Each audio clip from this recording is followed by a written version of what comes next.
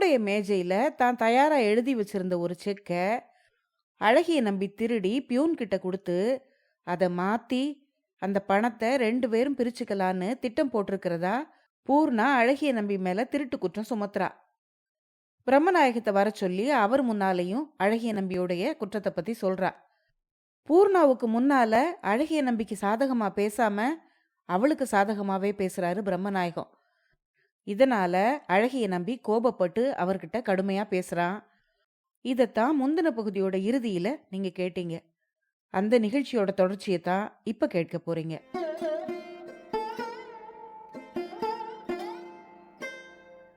அனைவருக்கும் வணக்கம். நீங்கள் கேட்டுக்கொண்டிருப்பது கதை ரேடியோ தமிழ். திரு நா. பார்த்தசாரதி அவர்கள் எழுதிய பிறந்த மண் எனும் நாவலை வாசிச்சுட்டு இருக்கோம். இதுவரைக்கும் 20 அத்தியாயங்கள் கேட்டிருக்கீங்க. 21வது அத்தியாயத்திலிருந்து இந்த பகுதியில் கேட்க போறீங்க. கதையை ஆரம்பிக்கிறதுக்கு முன்னால சேனலுக்கு வந்திருக்கிற எல்லாருக்கும் என்னுடைய அன்பான வரவேற்புகள். சேனலுக்கு புதுசாக வந்திருந்தீங்கன்னா உடனே சேனலை சப்ஸ்கிரைப் பண்ணிக்கோங்க. அப்போ தான் அடுத்தடுத்து வர்ற பதிவுகளை நீங்கள் உடனுக்குடன் கேட்க முடியும். இப்போ வாங்க கதையை ஆரம்பிக்கலாம்.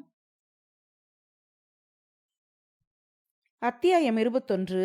பிரம்மநாயகம் பணிகிறார். பிரம்மநாயகம் சிரிச்சுக்கிட்டே அறைக்குள்ள வந்தாரு. அதை பார்த்ததும் அழகிய நம்பிக்கை ஏற்பட்ட வியப்புக்கு அளவே இல்லை. விக்ரமாதித்தனோட சிம்மாசனத்தை மாதிரி இந்த அறையில ஆட்களோட சுபாவத்தை மாத்திர மந்திர சக்தி ஏதாவது இருக்கா? அலுவலக அறையில வச்சு பூர்ணாவுக்கு முன்னால என்ன கண்டபடி பேசி அதட்டி முழிச்சு பார்த்தவரு இப்போ மலர்ந்த முகத்தோட சிரிச்சுக்கிட்டே வர்றாரே அப்படின்னு திகைச்சு போனா அழகிய நம்பி. அவன் இப்படி திகைச்சுக்கிட்டு இருந்தப்போ இன்னொரு ஆச்சரியமும் நடந்தது. சோமு, 2 கப் தேநீர் கொண்டு வாப்பா அப்படின்னு அறையோட வாசல் படியில நின்னுக்கிட்டே சமையல்கார சோமுக்கு குரல் கொடுத்துட்டு பிரம்மநாயகம் எதுவுமே நடக்காத மாதிரி அறைக்குள்ள நுழைஞ்சாரு. உள்ள வந்தவரு செல்லம்மா குழந்தைய கொஞ்சற மாதிரி அழகிய நம்பிக்கை பக்கத்துல வந்து அவன் முதுகுல தட்டி கொடுத்தாரு. என்ன தம்பி, பயந்துட்டியா? உண்மையில நடந்தது என்னன்னு எனக்கு தெரியும். சும்மா அவளுக்காக எல்லாத்தையும் நம்பின மாதிரி நடிச்சேன். உன்னை கண்டிச்சது அதட்டினது எல்லாம் கூட நடிப்பு தான். நீ அதை புரிஞ்சுக்காம அவளுக்கு முன்னால என்னையே எதிர்த்து பேச தொடங்கிட்டியே அப்படின்னு சிரிச்சுக்கிட்டே சொன்னாரு பிரம்மநாயகம். அதுக்கு அழகிய நம்பி, ஒருத்தரை ஒரு விதமா புரிஞ்சுக்கத்தான் எனக்கு தெரியும், 4 விதமாலாம் புரிஞ்சுக்க தெரியாது. இனிமேதான் அப்படி புரிஞ்சுக்கிறதுக்கு தெரிஞ்சுக்கணும் அப்படின்னு சொல்லிட்டு தான் தோள்பட்டையில இருந்த அவருடைய கைய ஒதுக்கி தள்ளுனான். அந்த சமயத்துல சோமு தேநீர் எடுத்துக்கிட்டு உள்ள வந்து சேர்ந்தான். அடே அப்பா, தம்பிக்கு என் மேல எவ்வளவு கோபம்!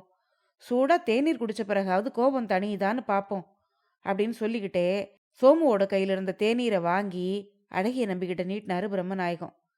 அதை நீங்களே குடியுங்க, மீதம் இருந்தா பூர்ணாவுக்கு கொடுத்து அனுப்புங்க, எனக்கு தேவையில்லை அப்படின்னு முகத்தை திருப்பிக்கிட்டான் அழகிய நம்பி.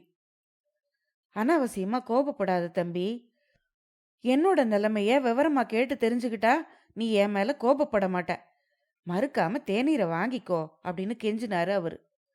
வாங்கி காட்டா மனுஷர் அழுதுருவார் போல இருந்தது. பிரம்மநாயகத்தை திரும்பி பார்த்தா அழகிய நம்பி. அவரோட நிலைமை பரிதாபமா இருந்தது. ஆத்திரத்துல முருகி போயிருந்த அவனுடைய மனசு அவருடைய முகத்தை பார்த்தப்போ கொஞ்சம் நெகிழ்ந்தது. அவர் கொடுத்த தேநீரை கையில வாங்கிக்கிட்டான். கொஞ்ச நேரம் அவருடைய முகத்தையே பார்த்துக்கிட்டு நின்னான். பிறகு அந்த தேநீரை குடிச்சான். அவனுடைய உடலும் உள்ளமும் புதிய சுறுசுறுப்பு அடைஞ்ச மாதிரி இருந்தது. பிரம்மநாயகம் நாற்காலியில உட்கார்ந்தாரு. அவனையும் எதிர இருந்த இன்னொரு நாற்காலியில உட்கார வச்சாரு. ஏதோ விரிவா சொல்ல போறாருன்னு அவருடைய முகக்குறிப்புல இருந்து தெரிஞ்சது. அவர் வாயை திறந்து சொல்ல தொடங்குறதுக்கு முன்னால அழகிய நம்பி முந்திக்கிட்டான். இங்க பாருங்க, நான் ஏழையா இருக்கலாம். என் குடும்பத்துல தாயும் தங்கையும் சோறு துணி இல்லாம ஊர்ல திண்டாடலாம். நான் கடன் பட்டவேங்கிறதால ஊர்ல எல்லாரும் என்ன காரி துப்பலாம். அதையெல்லாம் நான் சகிச்சுக்குவேன். உங்க கூட இங்க பொழப்ப தேடித்தான் நான் வந்தேன், அடிமையாறதுக்கு வரல. நான் பிறந்த மண்ணைத்தான் கடந்து உங்களோட வந்திருக்கேன். பிறவி குணங்களையெல்லாம் கடலுக்கு அப்பால கலத்தி வச்சுட்டு வரல, அதை ஞாபகம் வச்சுக்கோங்க. வியாபாரத்துல ஜெயிக்கணுங்கிறதுக்காக நீங்க யார் யாருக்கோ பயப்பட வேண்டியிருக்கலாம், எப்படி எப்படியோ நடிக்க வேண்டியிருக்கலாம். அதுக்கெல்லாம் என்ன கருவியா பயன்படுத்திக்காதீங்க. நான் இருதலை கொள்ளி எறும்ப போல திண்டாடுற நிலைமையை எனக்கு ஏற்படுத்தாதீங்க. நான் உங்ககிட்ட திட்டு கேட்க தயார், உங்களுக்கு கீழ்ப்படிய தயார். ஏன்னா நீங்க எனக்கு சம்பளம் கொடுக்கறவரு, தூரத்து சொந்தக்காரர், எனக்கு நம்பிக்கையூட்டி என்னை இங்க கூட்டிக்கிட்டு வந்தவர். ஆனா யார் யாருக்கிட்டையோ நான் அப்படி நடந்துக்கணும்னு நீங்க எதிர்பார்க்க கூடாது. அப்படி நீங்க எதிர்பார்த்தா நான் அடுத்த கப்பல்லையே ஊருக்கு திரும்ப வேண்டியதுதான் அப்படின்னு அழுத்தம் திருத்தமா சொன்னான் அழகிய நம்பி. அதை கேட்டு பிரம்மநாயகம் மூக்குல விரல வச்சாரு. அவருடைய கண்கள் வியப்பால விரிஞ்சுது. அவனுக்கு என்ன பதில் சொல்லன்னு தெரியாம அயர்ந்து போய் கல்லா சிலையா மலைச்சு போய் உட்கார்ந்துருந்தாரு. தம்பி, வந்து ஒரு வாரம் ஆகல, அதுக்குள்ள நீ ஏன் இப்படி என்ன வேறுபடுத்தி பேசுற? உனக்கு நான் என்ன கெடுதல் செய்துட்டேன்? உன்னை போல ஒரு நல்ல புள்ள வேணுங்கிறதுக்காக தானே பிரியப்பட்டு கூட்டிட்டு வந்திருக்கேன். இன்னைக்கு என்கிட்ட நீ இப்படி பேசுறத கேட்டா யாரோ எதை எதையோ சொல்லி உன் மனசுல என்ன பத்தி தவறான பிம்பத்தை உண்டாக்கி இருக்காங்களோன்னு எனக்கு தோணுது அப்படின்னு பிரம்மநாயகம் ஒவ்வொரு வார்த்தையா இழுத்து நிறுத்தி பேசினாரு. அதை கேட்ட அழகிய நம்பி, நான் பச்சை குழந்தை இல்ல, இன்னொருத்தர் சொல்லி கலைக்கிறதுக்கு. என்ன பார்த்தா என்ன கெடுதல் செய்தேன்னு கேக்குறீங்க? இன்னைக்கு நடந்த ஒரு நிகழ்ச்சி போதாதா? இன்னும் வேற என்ன நடக்கணும்? நீங்க சொல்றத பார்த்தா இதை விட பெருசா நடந்தாலும் நான் பொறுத்து போகணுங்கிறது தான் உங்க எண்ணம் மாதிரி தெரியுது அப்படின்னு சொன்னா அவன். அழகிய நம்பியோட ஒவ்வொரு கேள்வியும் ஒவ்வொரு வார்த்தையும் பிரம்மநாயகத்தோட மனசுல கூர்மையா பாயிற மாதிரி இருந்தது. ஊர்ல இருந்து புறப்பட்டப்போ வாயிலா பூச்சிய மாதிரி உம்மனா மூஞ்சியா இருந்த பையன் இப்படி நிறுத்து அளந்து பாயிண்ட் பாயிண்டா பேசுறானே அப்படின்னு திகைச்சாரு அவரு. பொறுத்துக்கோ தம்பி, அவ இப்படி செய்யறது முதல் தடவை இல்ல. கூடிய சீக்கிரமே அவளுடைய கொட்டத்தை நான் அடக்கிடுறேன். நீ புத்திசாலித்தனமா நடந்துகிட்டு அதுக்கு உதவி செய்வேன்னு நான் எதிர்பார்த்தேன். அதுக்காகத்தான் நேத்து காலையிலேயே உன்னை தனியா கூப்பிட்டு எச்சரிக்கையும் பண்ணினேன். அப்படி நான் எச்சரிக்கை பண்ணது உன்னோட நன்மைக்காகத்தான் அப்படின்னு அழுத்தி சொன்னாரு பிரம்மநாயகம்.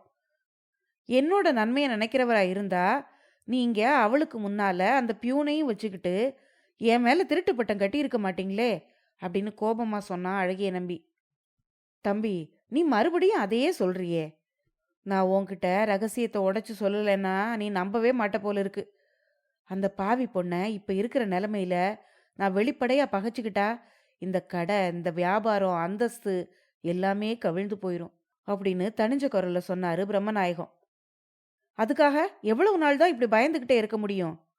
நீங்க பயப்பட வேண்டியதுதான், ஆனா நான் இப்படி சீரழிய முடியாது அழுத்தமா சொன்னா அழகிய நம்பி. அதுக்கு அதிக நாள் தேவையில்லப்பா, அதான் சொன்னேனே, சீக்கிரமா இந்த விஷயத்துக்கு ஒரு முடிவு கட்டிடுறேன்னு அப்படின்னாரு பிரம்மநாயகம். என்னவோ போங்க, எனக்கு உங்க கூட இங்க புறப்பட்டு வரும்போது இருந்த நிம்மதி வந்த பிறகு இல்ல.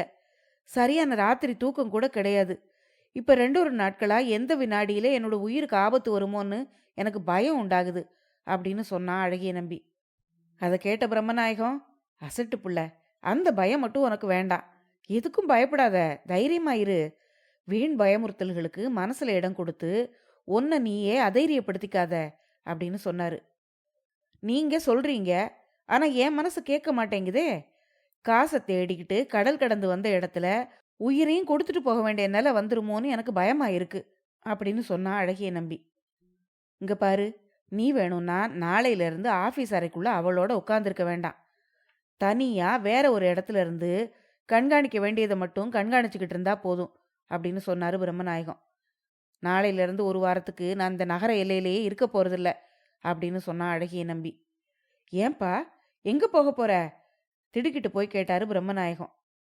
இந்த நாட்டில் இருக்கிற அழகான மலைப்பகுதிகளை சுத்தி பார்க்க போறேன். இப்போ எனக்கு மன நிம்மதி தேவை, ஓய்வு தேவை. துன்பங்கள்லையும் சூழ்ச்சிகள்லையும் சதிகள்லையும் இருந்து தற்காலிகமாவது ஒரு விடுதலை தேவை. இந்த கடைக்குள்ளேயே சேர்ந்தா போல இன்னும் 2-3 நாட்கள் அடைஞ்சு கிடந்தா எனக்கு பைத்தியமே பிடிச்சாலும் பிடிச்சிரும் அப்படின்னு சொன்னா அழகிய நம்பி. பிரம்மநாயகத்துக்கு அவனை தடுக்கவோ மறுத்து சொல்லவோ தெம்பில்ல.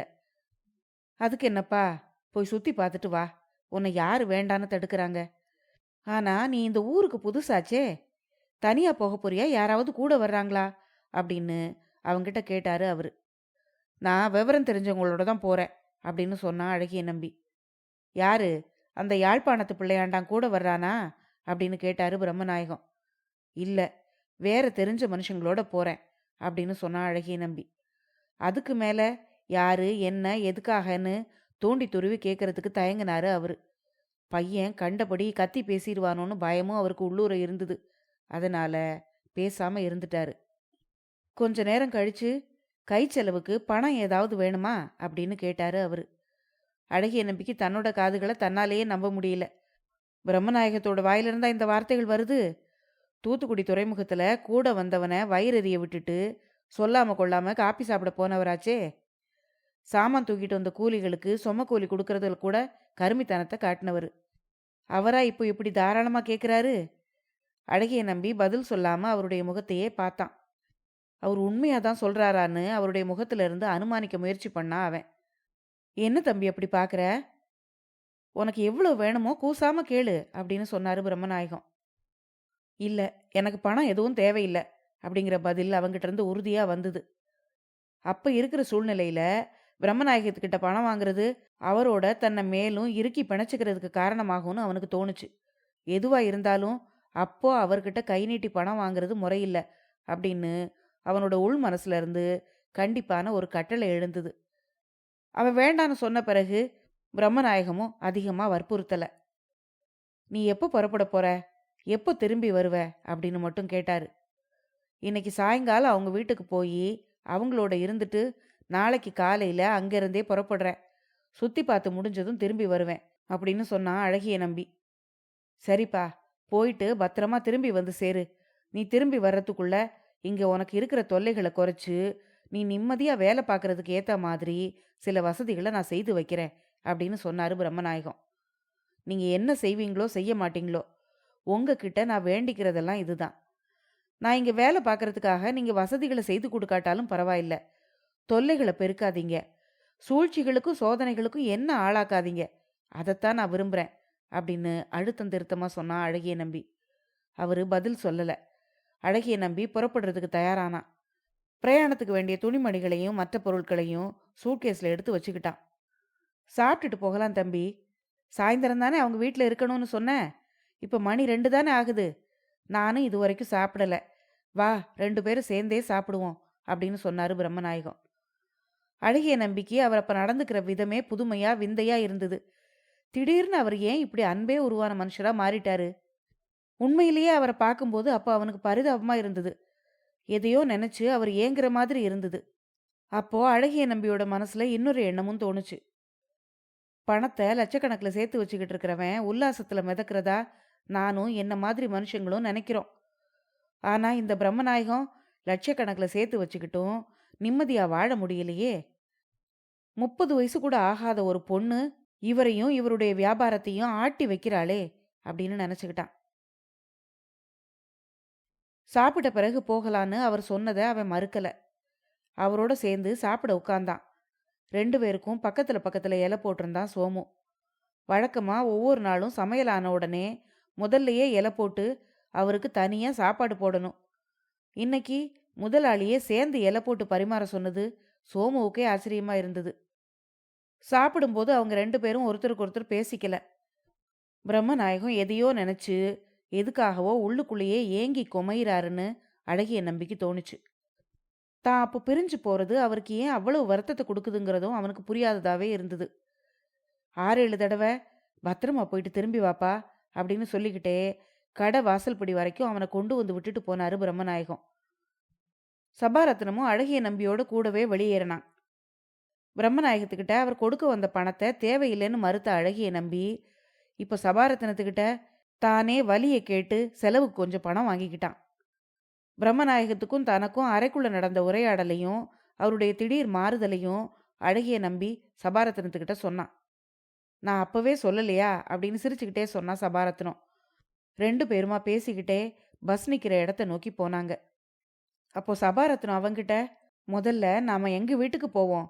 அங்கே சிற்றுண்டி சாப்பிட்டு காஃபி குடிச்சிட்டு வெள்ளவத்தையில் இருக்கிற வெள்ளக்கார பெண்களோட வீட்டில் நானே உங்களை கொண்டு போய் விடுறேன் அப்படின்னு சொன்னான். நான் சாயந்தரம் அவங்க வீட்டுக்கு வந்துடுறதா ஆள் மூலம் சொல்லி அனுப்பிட்டேனே அப்படின்னு சொன்னான் அழகிய நம்பி. பரவாயில்ல, எங்கள் வீட்டுக்கு போயிட்டு உடனே கிளம்பிடலாம். நான் உங்களை அதிக நேரம் தாமதப்படுத்த மாட்டேன் அப்படின்னு சொன்னான் சபாரத்னம். சபாரத்னத்தோட அன்பான வேண்டுகோளை அழகிய நம்பியால மறுக்க முடியல. அவனுடைய வீட்டுக்கு வர ஒத்துக்கிட்டான். பம்பலப்பட்டியா பகுதியில் ஏதோ ஒரு சிறு சந்தில் குடியிருக்கிறதா சபாரத்னம் அழகிய நம்பிக்கிட்ட சொன்னான். அத்தியாயம் 22 உள்ளம் துள்ளுகிறது.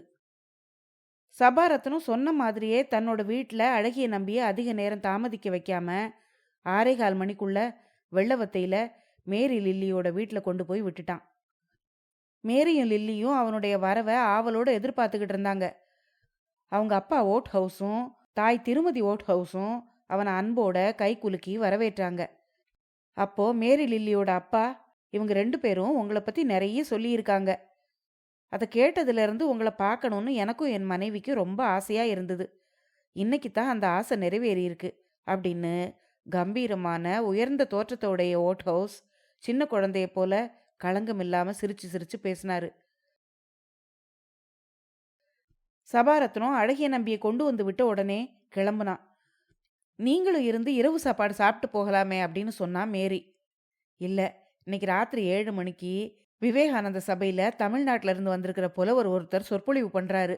நான் அதை கேட்க போகணும் அப்படின்னு மேரி கிட்ட சொல்லிட்டு அழகிய நம்பிக்கிட்டையும் விடை பெற்று புறப்பட்டான் சபாரத்னம். மேரி லில்லியோட அம்மா இரவு விருந்துக்கான ஏற்பாடுகளை கவனிச்சுக்கிட்டு இருந்தா. அவங்க அப்பா அவங்க 3 பேரோடையும் சேர்ந்து சிரிப்பிலையும் பேச்சிலையும் கலந்துக்கிட்டாரு. அவரை பார்த்தா ராணுவ உத்தியோகஸ்தர் மாதிரியே தெரியல.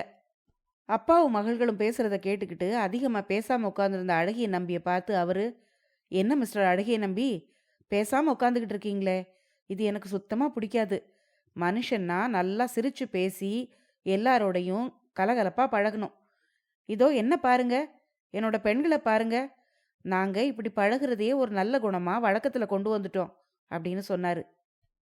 அப்போ மேரி அவங்க அப்பா கிட்ட, அப்பா அது இல்ல காரணம், இவர் அதிகம் பேச மாட்டாருன்னு நீங்க நினைச்சா அது உங்க தவறு. எங்க கூடலாம் தனிமையில் எவ்வளவு பேசுவார் தெரியுமா? நீங்க ராணுவத்துல இருக்கீங்கல்ல, அதனாலதான் உங்ககிட்ட பேச பயப்படுறாரோ என்னவோ அப்படின்னு சொல்லிட்டு சிரிச்சா.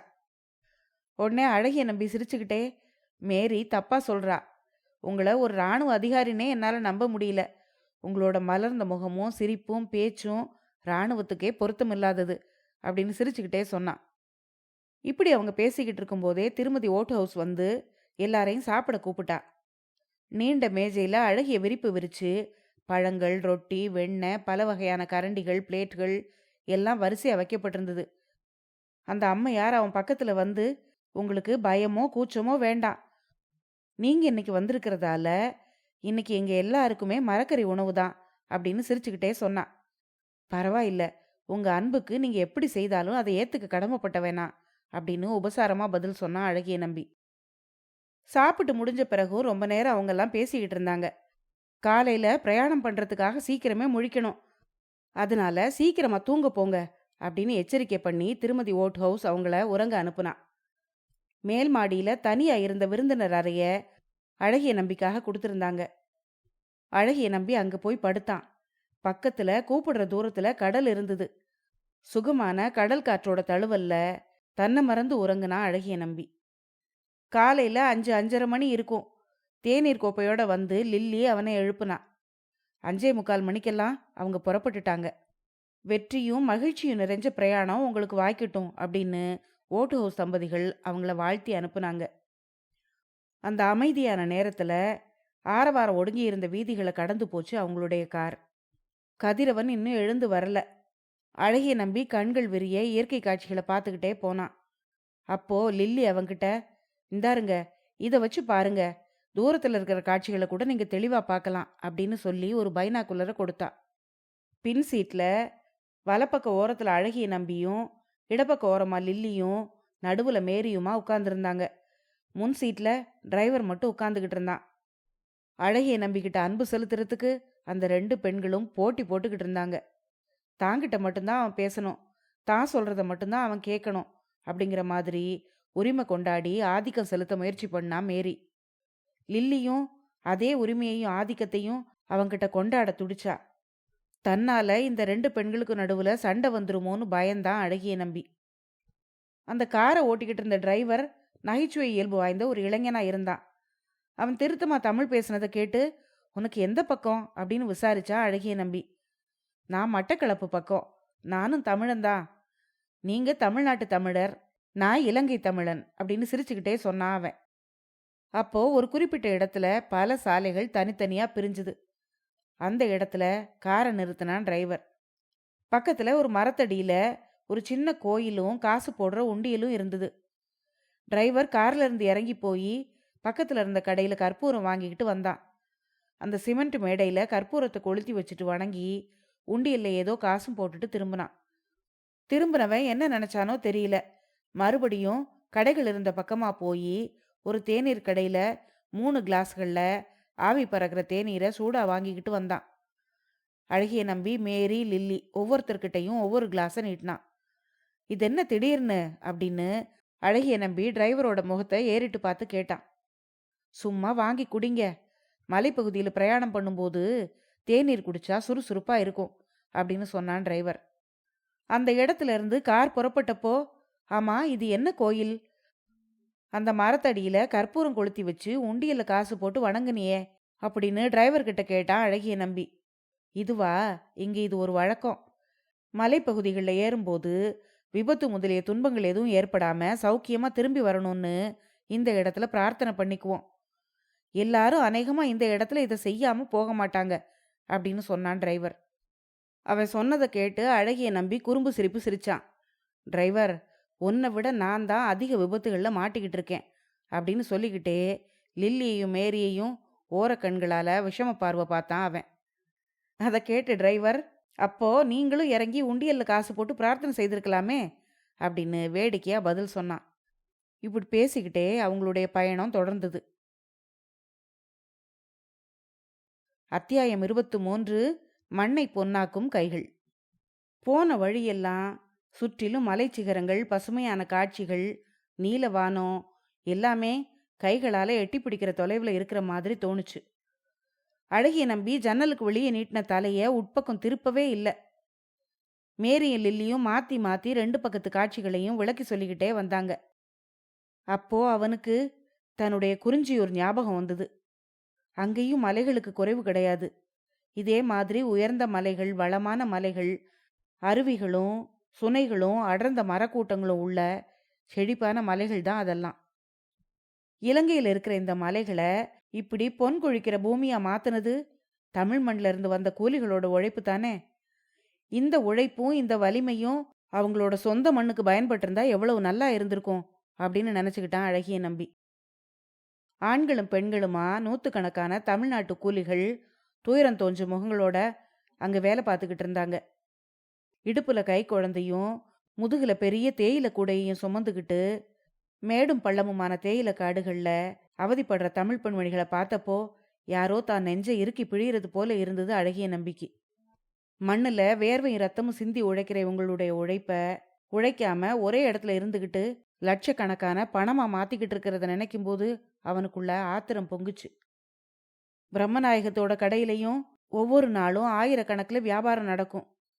அந்த கடையில் வருமான வரிக்கும் விற்பனை வரிக்கும் பொய்க்கணக்கு காண்பிக்கிற சாமர்த்தியமான பூர்ணாவை வச்சுக்கிட்டு பிரம்மநாயகம் எவ்வளவோ சம்பாதிக்கிறாரு அப்படின்னு நினச்சிக்கிட்டான் அழகிய நம்பி.